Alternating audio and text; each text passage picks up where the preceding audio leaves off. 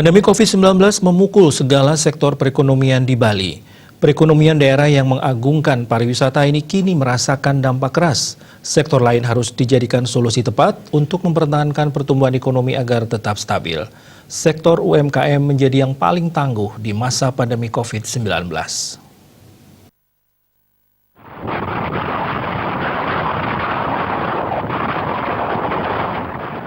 Akademisi Nyoman Sri Subawo menilai butuh kerja keras dalam menghadapi pertumbuhan ekonomi di masa pandemi COVID-19 pada tahun 2020 ini bahkan 2021.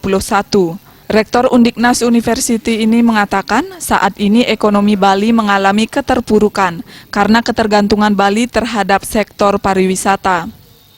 Pariwisata Bali saat ini mengalami penurunan termasuk sektor lain, bahkan daya beli masyarakat juga turun. Hal ini menjadi pertimbangan yang diperhatikan oleh pemerintah.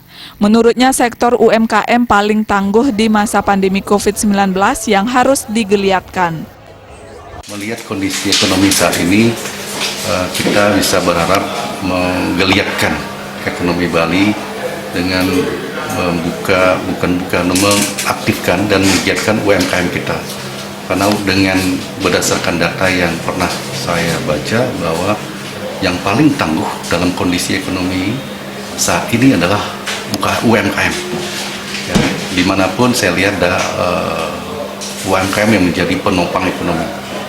Sehingga harapannya adalah ke depan UMKM bisa tumbuh dan bergerak sehingga pertumbuhan ekonomi secara nasional maupun di Provinsi Bali bisa ditingkatkan dengan berbagai rangsangan stimuli-stimuli yang diberikan pada UMKM.